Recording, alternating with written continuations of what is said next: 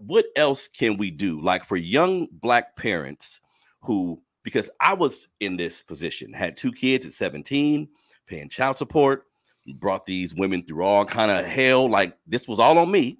What can young Black parents do to prepare their children for the world that we live in your opinion? Yeah, man, there's a lot we can talk about, right? I love the history and the culture, but if we're gonna have like a parental discussion, like when my children were growing up, we started this thing called time. I haven't talked about this in so long, right? But when they turned 4, by the time they was 4, they had to implement time, right? So time means to increasing my education. And this is something that I put on my children early to get them to understand that their education, their learning, their instruction, their growth is their responsibility. You can't depend on the teacher because the teacher might not show up. So if the teacher don't show up, what that mean? You're not going to learn? Like, no, you got to learn, right? So when they were younger, they was like 4 or 5, they had like 30 minutes of time. But around 7, by the time they got to 7, it's 2 hours. Anytime there's no school, you have 2 hours of time that you have to continue to learn and develop, whether that's reading books. I'm a chess player, so playing chess, doing a research paper, doing some type of extracurricular homework. I would add in, let's study the history during this particular time as well. But really getting them to understand that their education is their responsibility, because that muscle of self-learning will feed them for the rest of their lives, right? So even when you get quote unquote graduate and you're now intelligent, right? Which I have an MBA. I graduated with my MBA in 2000, right? Had I stopped learning and developing in my business, I promise you my MBA would be obsolete. It is obsolete, honestly, right? But I know I come from time, right? I come from dedicating myself to self-growth and self-knowledge and growing and learning. But I believe that all that is a muscle that you got to start early.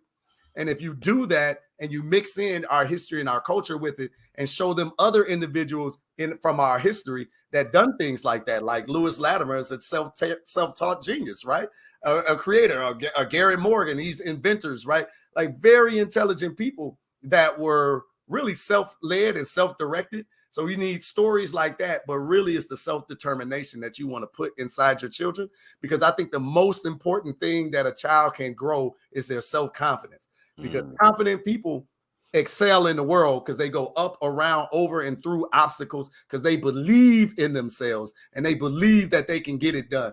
I just don't believe that you're educated and all of a sudden you're going to be successful. We all know smart dummies and we know broke ones too, right?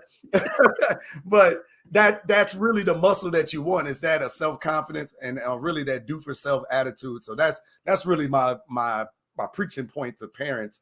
But I believe that we can wrap those stories inside of our history because they're all out there for us.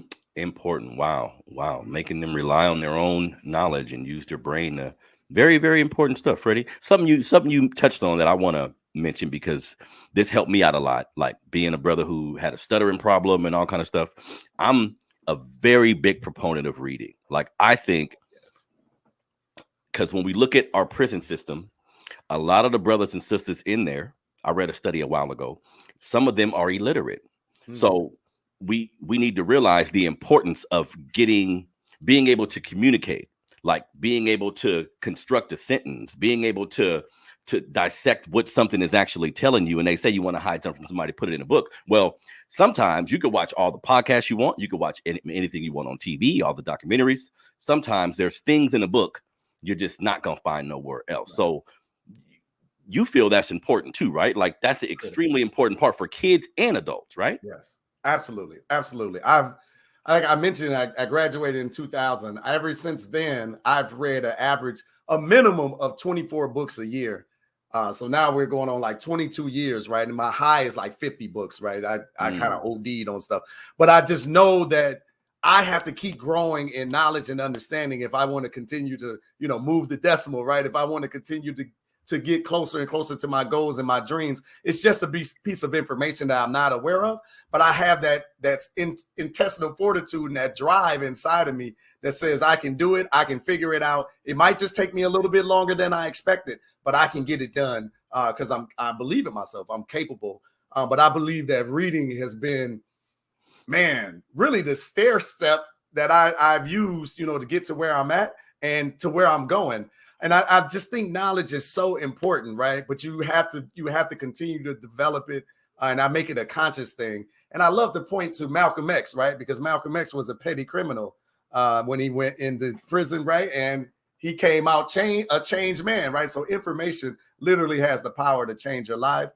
So I just hope that our people bless our young folk, you know, with that vision of reading and that hunger for it.